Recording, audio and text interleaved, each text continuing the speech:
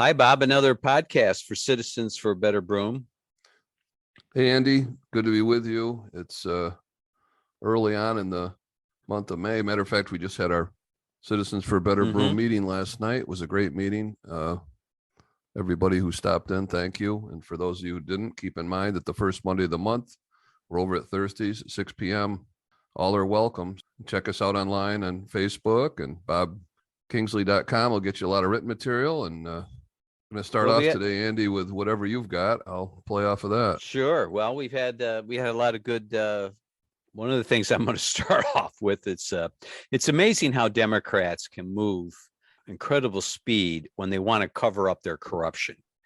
And this lieutenant governor and this midnight law that they passed to get rid of one, socialist, this Brian Benjamin, and they bring up in this Antonio Delgado, who's from the Hudson Valley, is a radical leftist who wants to dismantle the justice system and make New York a socialist state.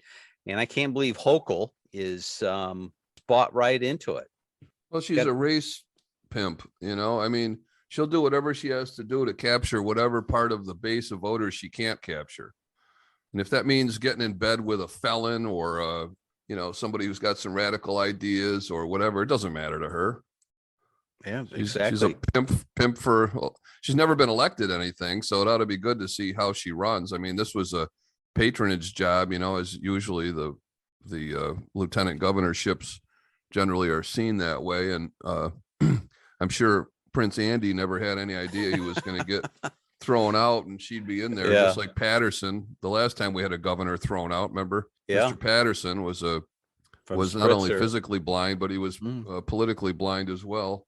We'll see what happens. Exactly. Well, I wanted to bring that up. Just reading through some of the articles here and the commentary. She must have, to her credit, bent some arms to because both the leader of the Assembly and Senate did not want to pass this law, because what it leaves open is now there's like a 4-day window as I'm reading through this.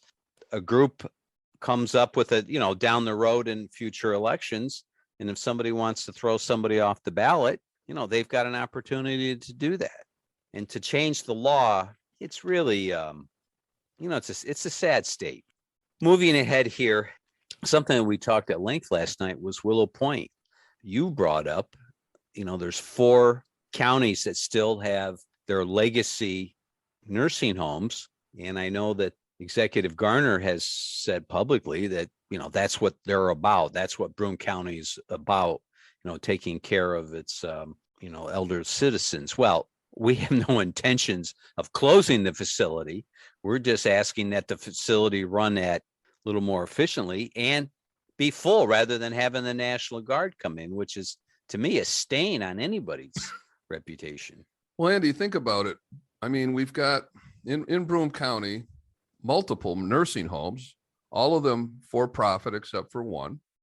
And the one that's not for profit loses run money by the government that pays no real estate taxes is broke and runs in the red. And somehow the ones who pay taxes and have to survive in real world economic conditions are somehow staying in business. Now, they wouldn't stay in business as a private enterprise unless they were financially successful.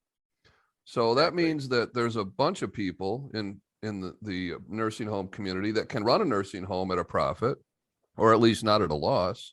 Yet the one that has the biggest advantage when it comes to taxation and so on cannot seem to run. So what does that tell you about private sector versus public sector? What it tells me is that the county, and I'll contradict Jason Garner on this. Right. This is not what we're about. We're about governance, and governance is not running a nursing home. It's about paving roads.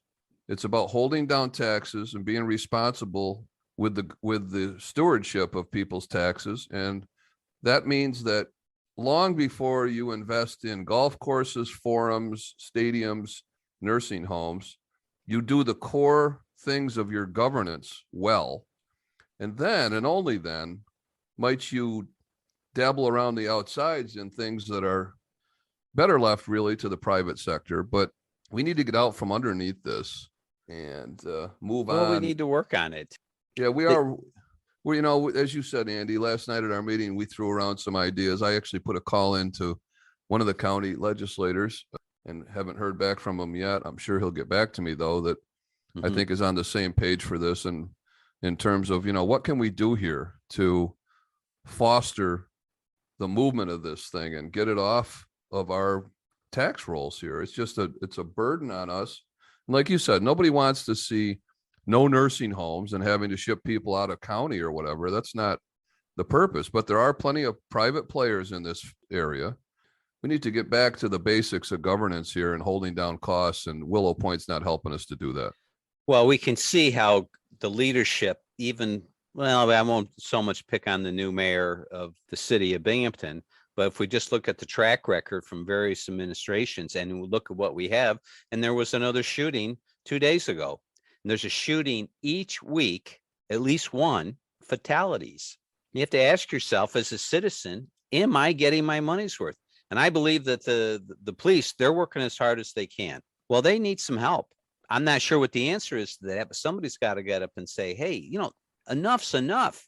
This crime, this violence, and this influx of drugs, which has been going on for decades, but this violence it just seems that the young people today, they just have it in their heads that, oh, well, it's okay. We're going to go buy a stolen gun, and then we're going to shoot this other 18-year-old or 16-year-old because I didn't like the way that he looked at me, or he's talking smack about my girlfriend or something.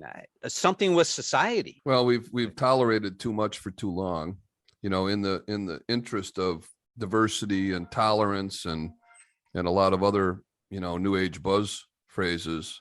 We have abandoned core principles, and one of those in the crime business is this broken window theory. And what that means is that you pay attention to some things as small as a broken window, because if you let those go, it turns into bigger things. And a good example of that in Binghamton is basically Binghamton PD doesn't do traffic stops anymore. I don't know if it's official or I know it's unofficial.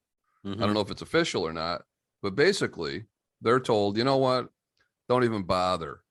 And I understand they got bigger fish to fry, and there's actual property crimes and personal crimes being committed. But you know what? To abandon it that way, if I know about it and it's unofficial, every criminal element in town knows about it. You see it all the time. These people run around with no license plates, these drug addicts on their bicycles with motors on them, no helmets, no insurance, no inspection, no registration. Somebody's going to get run over. And then finally somebody will say, oh my God, there's an epidemic of these crazy crack addicts running around on motorized and electrified bicycles. And, it's one thing after another. And you go down into these neighborhoods where a lot of people wouldn't want to go, and you'll see it. It's all over the place. So, you're going to get what you deserve here if you don't wake up and start enforcing these laws that seem to be small things. But when you ignore the small things, they turn into big things. Well, this cashless bail, and we've talked about this almost in every episode. This has just been, gas to the fire with society, knowing that you can just go in to TJ Maxx or Walmart and just, okay, I'm going to take I need a skill saw, or I'm going to buy a shirt today. Well, you're not buying anything. You're walking right out with it, and you're looking the other way. No, it's a systematic breakdown of our society. And, I know every generation has comments like this. You and I have lived long enough to see through a couple of generations. And we certainly had one foot in the Ozzie and Harriet world of our parents when people coming right off of World War II and the prosperity and the GI Bill and the educational benefits and everything and the housing that sprung up and the American dream coming alive. And we had one foot in that. And now we've got another foot into the world of our grandchildren and our children growing up. And so we see the difference. I mean, it's profound from where I sit. Now, I don't expect a 25 or a 35-year-old or even a 45-year-old necessarily to have that kind of a vision. You can only get that through experience that 60 or 70 years on the planet will provide for you. Take it from me, and I know I'm probably preaching to the choir because I think most of our listeners are probably right in our wheelhouse for age, but And I think they're all nodding right now that this is true. But I would say to these younger people, if you don't see it yourself, at least believe that what we're telling you is the truth. Something's got to give, or everything's going to go to hell in a handbag. Well, which it appears a lot of that, I sent something out today, something's going to break here. I don't know what it is or when it's going to be, but it's going to be sooner than later. And as we're seeing here now with this, this chokehold on the Northeast, where there's a shortage of fuel, of gasoline and diesel, because the southern states where the Louisiana and Texas are selling gasoline and diesel for more money, and it's going to Europe for a war that everybody wanted. Well, in Washington anyway. And well, now they got the war. Well, what happens with us when we're paying $6.25, $6.50 a gallon for fuel oil versus where in the past, between $2.50 and $3.50 a gallon? Cold winter here, a lot of us budgeted maybe $2,000, $2,500 for fuel. Well, guess what? Now it's $3,500, $4,000. So there's $1,500 times that by all the residents in Broome County. That's a lot of disposable income going down the drain. That's right. And for a lot of people, that isn't disposable. That's the difference between heating your house and whether or not how much meat you have in your diet, perhaps every month, as opposed to not. Yeah. And, exactly. there's no place to find savings. You run to the grocery store thinking your food bill will be exempt. It's not. Everything gets there on something that runs on diesel fuel. This all gets passed along. That's the way businesses work. Hey, but to end on a high note, Andy, this weekend, and I would suggest other people, listeners, think about this as well. For the last 40 years, a group of friends and I have been going up to the St. Lawrence River on the first or second weekend in May for bullhead fishing. Okay. And we're going this weekend, and I'm going up Friday with a bunch of guys, all guys my age. Like I said, been doing it for the last 50 years. And, it's a good time to disconnect. And there's a lot of water around here, whether it's a pond or a river or a stream, and fishing season's open. I would encourage people, get off the grid a little bit, quit thinking about all this crap we talk about every week and give yourself a break like I'm going to do, and take a weekend off, or even if you only have a few hours, go fishing. And you know what? Sit on the side of a riverbank and just look around, leave your phone in the car and chill out. It really helps. I know it's going to help me. I'm looking forward to it this weekend. And like I said, give it a try. It's a good old fashioned fun. It doesn't cost much, and it's eye opening. Good luck. Well, thanks. You know what? I don't even care if I catch much, but I hope that we do. But anyway, folks, thanks for listening. Again, we meet the first Monday of the month. We just had a meeting, so it'll be June before we do that again. So we'll keep you apprised about when and where. And check us out on Facebook. We try to post what we can, where we can. BobKingsley.com will get you to the written material. Andy, thank you for your input. Great. Thanks for a great meeting last night. Folks, we'll catch you next week. Thank you. Great. Goodbye.